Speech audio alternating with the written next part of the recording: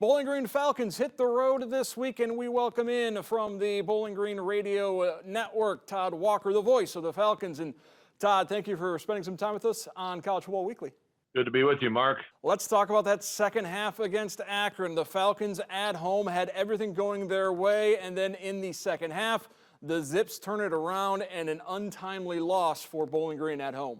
Yeah, and like so many games like that, it actually started in the first half. Although Bowling Green was dominant for the first quarter and a half, they didn't put the game away. And Akron had a couple of good things happen late in the first half, and that gave them hope. And they carried that over to the second half. Bowling Green did something they really have not done this year, turn the ball over, back-to-back plays, in fact. Final play of the first half, first play of the second half that they had the ball, both turnovers. And the Zips took advantage of that second one in the third quarter to up their lead. And Bowling Green just seemed shell-shocked. I really think this is a lesson learned for a young team. You know, there are ebbs and flows to a game. And I think they were utterly so dominant in the first quarter that they thought the game was going to be a walkover. The problem is they hadn't put the game away yet. And when Akron got a couple of breaks, they thought, hey, we've been completely terrible. And somehow we're in this game. We get one more break, we're going to win this thing. And not only that, they rolled after that. So it's a real lesson in momentum. It's a real lesson in putting your foot on somebody's throat, metaphorically speaking, of course, and finishing it off when you have the chance. You hate to keep harping on it, but it goes back to that youth and immaturity. This is the first time all season Bowling Green has been favored in a game. They played with the lead in the first half, but as you touched on, they just haven't learned quite how to put a team away when they're in that position. Hopefully, this is a lesson learned. That's something they can take going forward. Yeah, it's definitely a different experience to be a favorite, for one, but it's also a different experience to really dominate a game, but leave your opponent with life. And you learn that you can't do that in college football, even with a team that you're supposedly better than.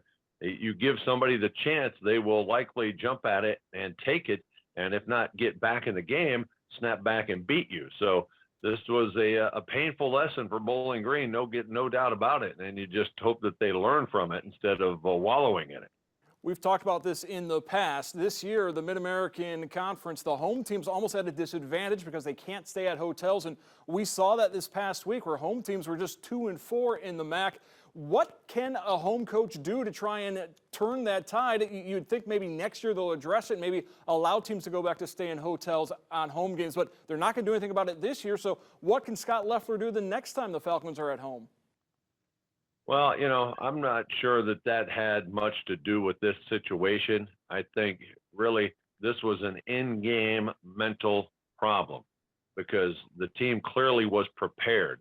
The game plan was excellent. They executed it flawlessly for about a quarter and a half, and then just didn't slam the door, didn't finish the deal on a couple of drives, and then clearly lost focus, lost the momentum, whatever you want to call it.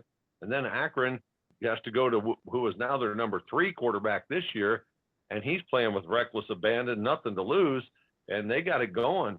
So, you know, I think the thing about the home teams and can't stay in the hotel, I think it's a valid discussion in general, but I don't think it figured in this game, really. Next up for Bowling Green, they hit the road to go to DeKalb to take on Northern Illinois, a Husky team that's riding high after coming into Toledo, knocking off the Rockets last weekend. A physical Northern Illinois team that has one of the all-time great names at quarterback, Rocky Lombardi, the former Michigan State quarterback who has found a new home in the MAC. Yeah, I tell you what, they've found a formula. They're just doing good old-fashioned Midwest football. They're running the ball a lot. I mean, that Toledo game, they possessed the ball for almost 41 minutes. Are you crazy? What is going on there? So, you know, they are winning ugly, but they're winning. This is the second game this year they've won with exactly 22 points. They beat Georgia Tech 22-20. They beat Toledo 22-21. So they don't mind if it gets ugly. If it's a slugfest, that's fine with them. So for Bowling Green, going into this, the offense, which has not been super productive, you would think doesn't feel a bunch of pressure to produce a ton of points. However, I think you will feel pressure when you know you're not maybe going to get very many possessions if you can't get Northern off the field. I think the biggest play of each game will be, or each series will be the first play for Northern Illinois. You want them to be in second and long so that they maybe have to pass more. You can't let them just grind out third and shorts and march down the field and eat up all that clock, beat up your defense, and keep your offense stagnant on the sideline.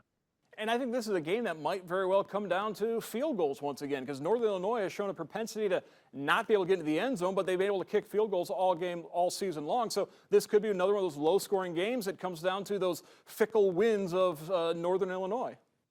Well, yeah, and of course, BG, Nate Needham's perfect on the season and certainly no stranger to kicking in a tricky wind. But I think you're right. It also figures into game management.